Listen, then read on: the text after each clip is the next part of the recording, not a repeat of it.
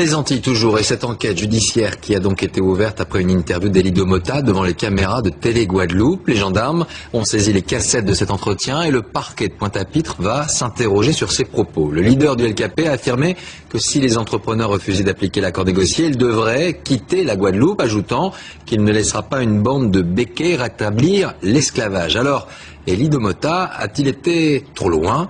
Benoît Duquesne l'a rencontré à Pointe-à-Pitre. On l'écoute. Est-ce que c'est des propos que vous dites, je suis allé un peu trop loin en disant ça RFO, ou bien vous le maintenez aujourd'hui? Écoutez, ces propos, il ne faut pas les retirer de leur contexte, premièrement. Deuxièmement, ce ne sont pas du tout des propos racistes, ce sont des propos qui reflètent la réalité sociale, économique, culturelle et historique et sociologique de la Guadeloupe. Nier cet état de fait, aujourd'hui, je crois que c'est faire preuve de racisme à notre égard, nous les Guadeloupéens d'origine africaine et indienne. On a quand même l'impression dans votre discours qu'il y a quelquefois justement un double discours, très conciliant avec les médias nationaux, très conciliant avec l'extérieur, et puis très dur éventuellement à l'intérieur et très pousse au crime à l'intérieur. Je crois que c'est ce que les gens veulent faire croire, mais aujourd'hui, je crois qu'il ne faut pas nier que les rapports en Guadeloupe sont construits sur des rapports de classe et de race depuis 400 ans, et ces rapports persistent. Alors aujourd'hui, ici, il faut aller les expliquer devant un tribunal. Nous sommes sereins, nos avocats sont saisis de cette affaire-là, et nous sommes prêts. Nombreux que d'habitude, tous les secteurs professionnels sont toujours représentés. Nous constatons aussi que depuis le 5 février, toutes les couches de la population sont mobilisées. C'est ainsi que les mulâtres, les chabins, chabines, indiens, chinois, noirs ou blancs et bien d'autres défilent côte à côte dans les rues de la capitale.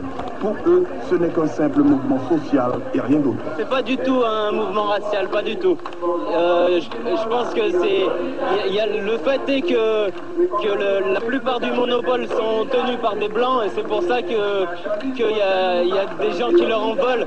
Mais je crois que c'est pas du tout un mouvement racial. Moi, je le sens pas du tout comme ça. Ah non, il est absolument pas racial, il est surtout social et politique, ce qui n'est pas la même chose.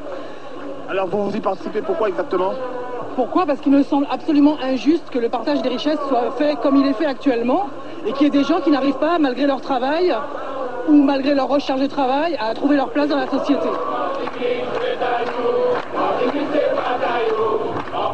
Depuis le 5 février, comme en Guadeloupe, ce refrain fait l'objet de nombreuses interprétations. Comment est-il perçu par certains manifestants? Ça voudrait dire qu'on fait exactement comme les béquets, ça veut dire qu'il y a des races. Non, non, ce chant, ça veut dire profiteur, c'est tous les profiteurs, tous les exploitants. Moi, je me sens absolument pas concernée, que j'exploite personne.